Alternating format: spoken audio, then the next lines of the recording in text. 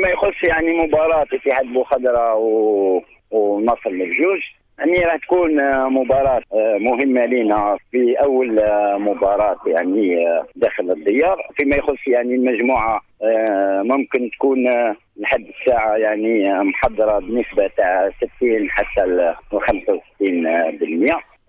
يعني في إعداد ما هو جاهز كليا، ولكن يعني محضرين المباراة إن شاء الله بإذن الله يعني يكون أول ظفر بأول 3 نقاط في البطولة، وإحنا نحاولوا باش تكون بداية تاعنا جيدة، خاصة يعني المباراة راح تكون من الجانبين يعني مباراة فيها ندية. الحمد لله يعني كونا مجموعة لا بأس بها. ممكن نقص التحضير هو اللي يخلي الفريق ماهوش مستعد يعني بنسبة يعني تاع 100%، ولكن راح نحاولوا بإذن الله راح نوصلوا بالثلاث نقاط إن شاء الله.